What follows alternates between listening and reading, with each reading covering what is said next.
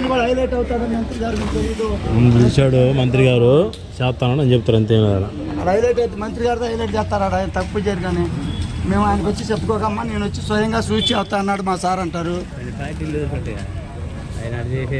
ఊరుకోలే కొన్ని ఛానల్స్ ఊరుకోలే.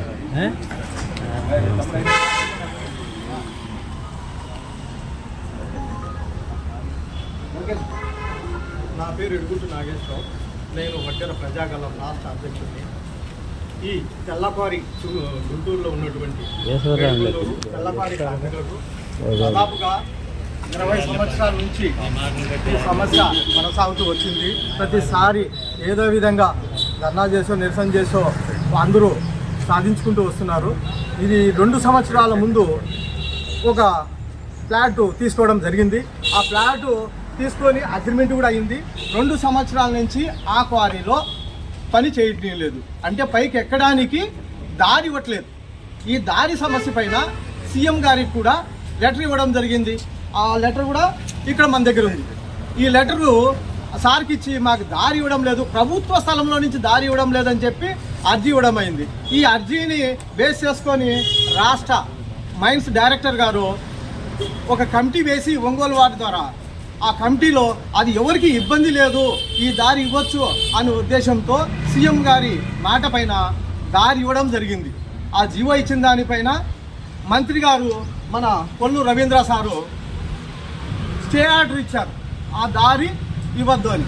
అయితే మేము సార్ అడిగినప్పుడు ఏమైందంటే అక్కడ ఏమో జరుగుతోంది నాకు తెలియక అది జరిగింది, దాన్ని అంతా అది వాస్తవమా కాదా అని నేను విచారించుకుంటా, నాకు వారం టైం ఇవ్వండి, ఆ వారంలో నేను మీకు సెటిల్ చేస్తాను, 2 ఎమ్మెల్యేలను కూర్చుని పెడతా, వీలైతే మినిస్టర్ గారిని కూడా నేను అడుగుతాను అని చెప్పన్నాడు. మినిస్టర్ గారు పెమ్మసాని సార్ కూడా ఈ విషయంలో 2 పెద్ద మనుషుల ద్వారా సెటిల్మెంట్ చేసుకోమని చెప్పి సెటిల్మెంట్ చేశారు. దానికి కూడా ఈ పీవీఆర్ అనే వ్యక్తి పట్టించుకోలేదు. తర్వాత ఏం జరిగిందంటే ఆయన ఇల్లీగల్గా మా క్వారీలో 17 సెంట్లు కొట్టాడు. దానిపైన మేము మైన్స్ డైరెక్టర్ గారికి అలాగే కలెక్టర్ గారికి ఆర్డీఓ గారికి కంప్లైంట్ ఇవ్వడం జరిగింది.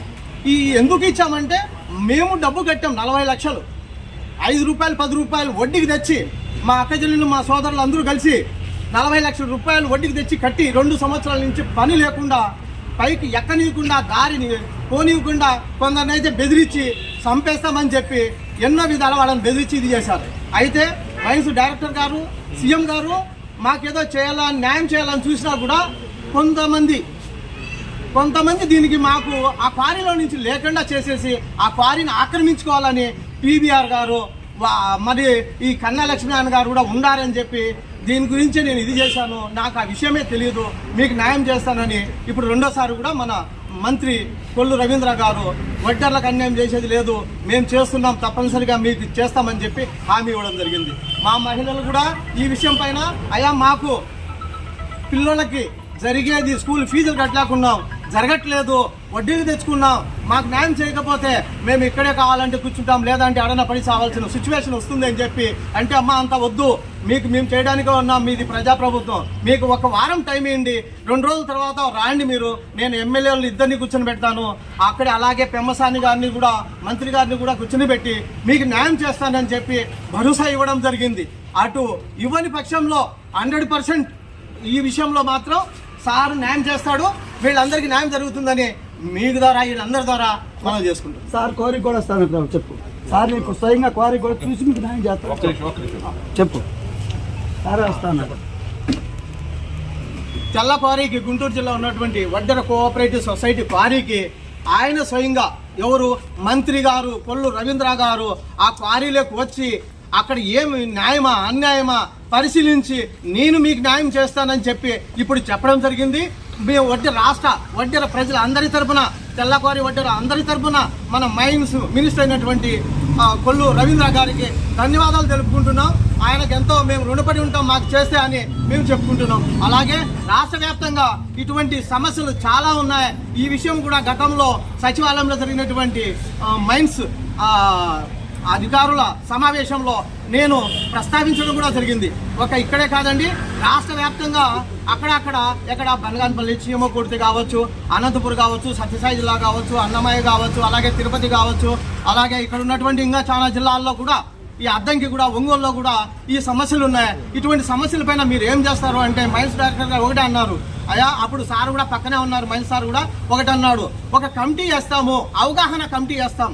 అది ఎలా సార్ అని అడిగితే మైన్స్ వాళ్ళు, తర్వాత వచ్చి పోలీసు వాళ్ళు, ఆ తర్వాత రెవెన్యూ వాళ్ళు అందరూ కలిసి ఒక 3-4 కల్పించి ఆ ఏరియాలో ఎక్కడైతే పనులు చేస్తున్నారో వాళ్ళకి ఆటంకం లేకుండా చేస్తామని అన్నారు. దానికి కూడా ధన్యవాదాలు జరుగుతున్నాం. అలాగే మైన్స్లో జీవోలు పెడతామని చెప్పన్నారు. అది లేట్ ప్రాసెస్ అవుతుంది. దయచేసి మైన్స్లో మాకు రావాల్సినటువంటి రిజర్వేషన్ 25% మాకు కల్పించి, అలాగే ఎవరన్నా మైన్స్లో పని చేస్తూ చనిపోయిన అంగవైకల్యమైన మిగతా వాళ్ళకి ఎలా ఎక్స్గ్రేస్ ఇస్తున్నారో 10 లక్షల రూపాయలు, ఆ విధంగా మా వడ్డెర సోదరులకు అలాగే మా మహిళలకు చాలా మంది ఇబ్బంది పడుతున్నారు. అది కూడా దాంట్లో చేర్చమని మీ ద్వారా ముఖ్యమంత్రి గారిని అలాగే మైన్స్ మినిస్టర్ గారిని నేను మనవి చేసుకుంటున్నాను. నా గుంటూరు డీడీ గురించి ప్రకారంగా లేబర్ చేయట్లేదు అని చెప్పు. ఇంట్రెస్ట్ వాళ్ళకి చెప్పేది కూడా గుంటూరు డీడీ గారు లేబర్ సొసైటీ చేయట్లేదు, ఇంట్రెస్ట్ వాళ్ళకి అడ్డంగా రాసేస్తారు. ఏది పెట్టాను డీడీ గారు ఒక్క మొక్కలో చెప్పండి అన్న, మీరు మళ్ళీ వెనకాల నుంచి ముందే చెప్పేసి